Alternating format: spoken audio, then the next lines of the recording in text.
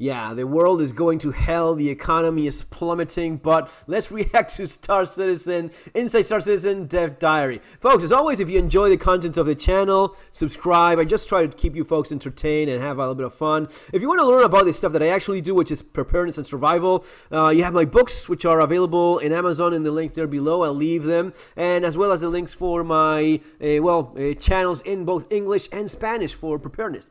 Let's see this thing.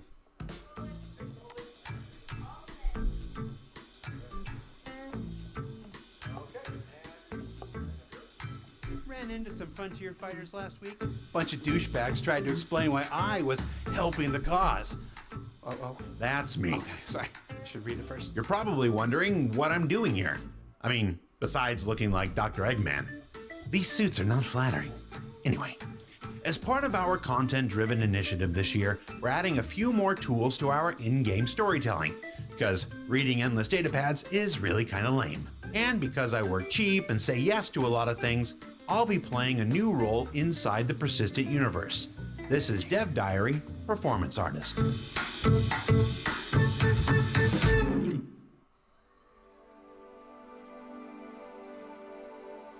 This is our performance capture stage. It's a little over 2,000 square feet with more than 50 OptiTrack cameras. We can capture up to 4 faces and 8 performers all at the same time, doing just about anything the human body can achieve. From dramatic moments like this, copy that. Tally's on me. Do it. To even the most action-filled. Not on my ship. I've entered the station. It's one of the biggest, quietest, and most technologically advanced performance capture stages of its kind in all of Europe. Bit of bad luck, that. Not to worry, though. And it's located right across the way from our Manchester office in the old Granada Studios. That famous facility where the Beatles had their very first televised performance way back in the day. Okay, not this room, but the one next to it. It's close. In addition to the big fancy stage, there are backstage areas as well, including our face scanning room where performers are tortured for about an hour into contorting their... With so much stuff, so much technology, so much the studio recording.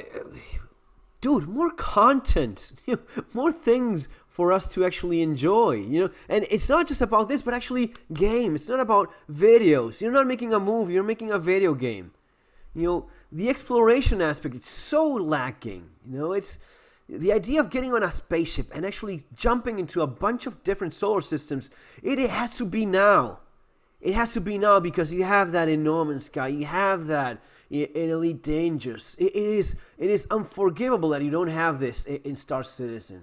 Faces into every shape you can imagine, and a few you wish you hadn't. The cast green room, where you can sit and be intimidated by some of the incredible talent that we've had over the years, as well as a number of dressing rooms normally reserved for talent.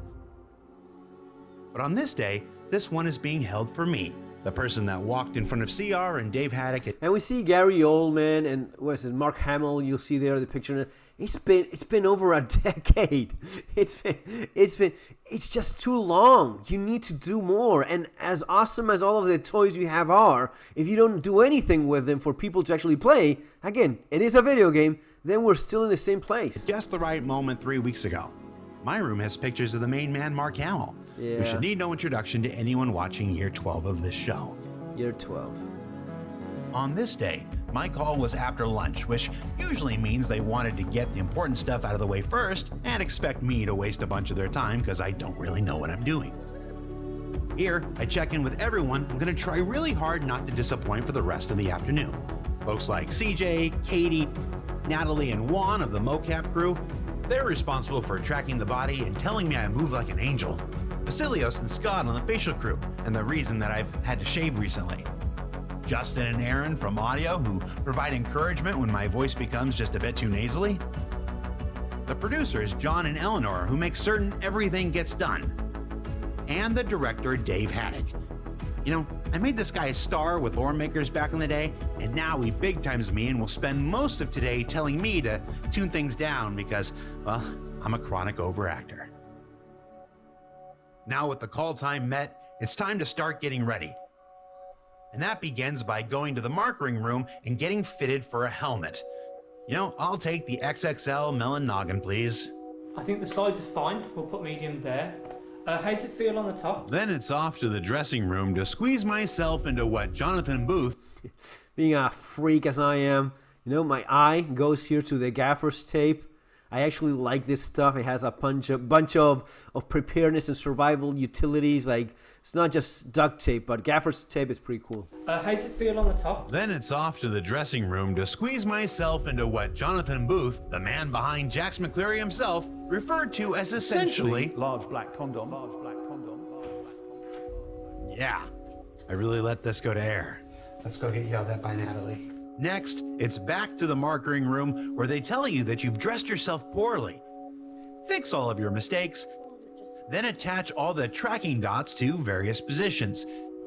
Testing to ensure they won't move or fall off with the various movements I'll have to do in just a few minutes. And you can relax. And that's your marker.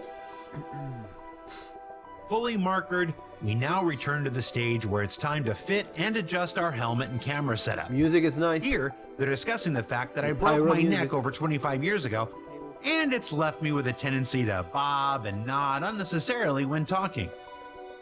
So we're gonna have to tighten this thing to insane levels to keep the expensive camera from flying all over the place.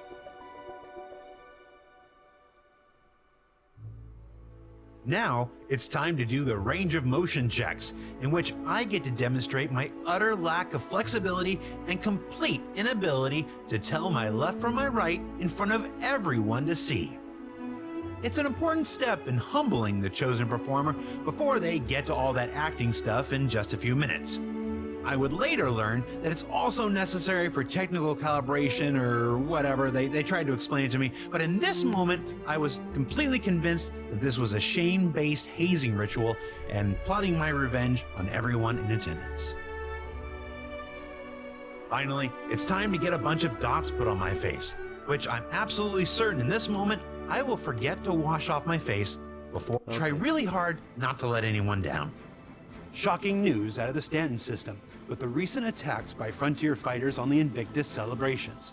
And in addition to news about the ongoing threat of the Frontier fighters, I'm also doing reports about a new threat to all human life in the verse that begins to rear its head in the upcoming Alpha 4.1 with the start of this year's B story, concerning a suspected failure of regen technologies, which we'll learn more about in just a couple of weeks. The UEE Senate has put out a call for resources to help fund the scientific research needed to overcome. And then we fucking go again, you know? I try to be nice. I try to not get angry, but we want the game to do well. We want a fucking game. Those of us that are still around, and there's less and less of us, unfortunately so, up to a point that it's concerning. Why is it that No Man's Sky, Elite Dangerous, why is it that any other game, or and just mentioning the couple two that I have the time to check out, right? Why is it that they don't do this? Because they're actually making the fucking game. While on the other hand, these guys are doing this, which is, I don't know, it's great if you do like an animated movie for Disney. I don't know, new Snow White, given that the one they now have is shit. I don't know, man. It's not my thing. One of the things that I do know is that I'm not enjoying watching how Jared does this just to announce that I need to go pick another batch of shit to deliver in yet another hauling mission. It is yet another fucking hauling mission. There's nothing new. They waste all of this time, all of this money, all of this energy on this, which is basically just marketing. Every time you watch, it is just marketing, promotion, advertising. It all revolves around creating this idea that there's something there, and then you go and there's nothing. Because all of this stuff is going to be, as he says, yeah, we need more resources, guys. We need more. You know what we need? We need the game. We need a game where you actually have new places to go. Where you have, it is a space sim. In theory, it's a space exploration game, and there's no space exploration. That there's no excuse for that in this day and age, with so many other companies doing so much better, and them having all of the resources they have, doing so poorly. Dude, stop fucking around and make the goddamn game. How difficult is that? Copy it from I don't care. Copy it from No Man's Sky, copy it from Elite Dangerous, copy it from whoever you want.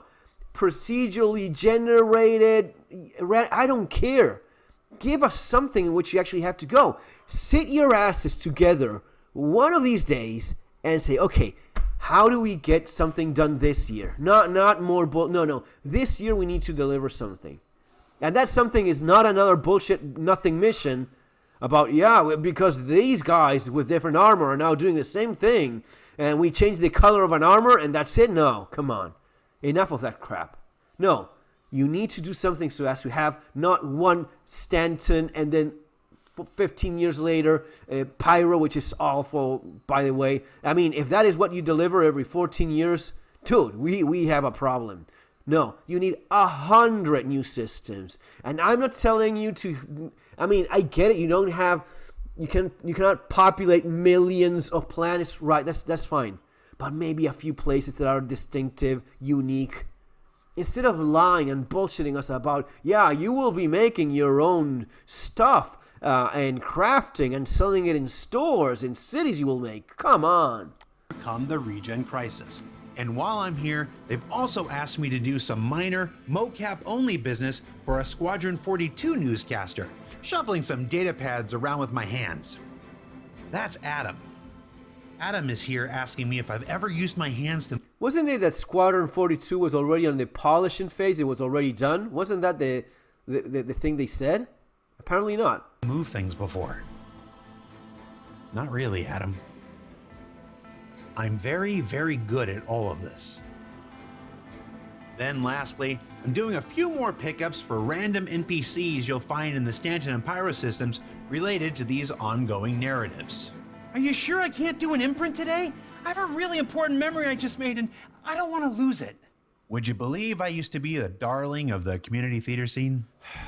Getting a little tired of these frontier fighters. I would have been on their side if they didn't go and start attacking innocent people to prove their point. Now, they're just another bunch of assholes.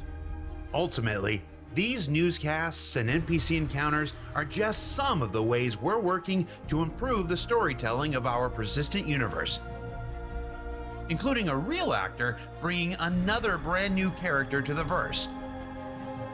But you'll meet him and his species soon enough.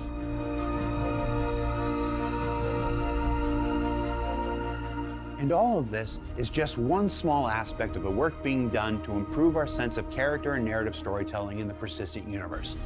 And like the ongoing bug fixes, stability improvements, and overall quality of life changes being made by our fantastic programmers and engineers right now, these updates will roll out and releases throughout the remainder of this year. So for Inside Star Citizen, I'm Jared Huckabee. Thanks for letting us share the people and process of game development with you, and we'll see you all here in 2 weeks with a look at the upcoming Alpha 4.1. So, this is what we get this year. I don't know if you caught that. This is what you get this year. You get an alien dude in a space station that gives you a mission to deliver new stuff. It is just so little, and we wanted to do well so bad. That's why I'm still here. That's why you're still here. This is not a this is not a shilling channel, but this is not a hating channel either, right? This is a channel in which we have this relationship with a project / game / monetizing service that they came up with, in which we see what it could be, and it just hurts so much to see that they care so much more about just making more money instead of actually delivering what they should be passionate about. They're not passionate about making the game. They're passionate about pretending to be making a game so as to monetize it, and that's it. I don't know, man.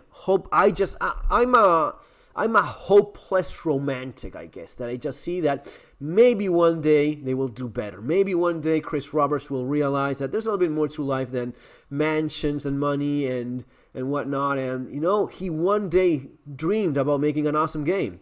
I absolutely see him playing No Man's Sky or Elite Dangerous, or yeah, a bunch of other games out there that are, yeah, Baldur's Gate 3. You definitely play that a lot. Starfield, right?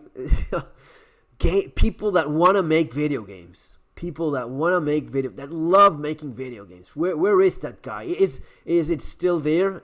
Is there a little bit of him left that actually believes in himself enough to actually make the game that he one day dreamed of making, until he realized that he had no need? If it was all about making money, you can just keep on making it until you break this thing, just selling ships non-stop like he's been doing for years now. Maybe it's that. Maybe they just get rid of the company, sell it, and just change its hands, and someone that actually thinks it can be done will actually do it. Or go for the, let's copy what other people are doing. That obviously works. Let's go do that. It can be done. They're doing it. Why not us? Yeah, you will have a fucking million systems to explore. You will have an endless universe that you and only you ever set foot there. No one else did in this entire planet, in the virtual world that you're playing, right? Guys, that's gonna be all for now. If you enjoy the content, let me know. Subscribe. See you on the next one.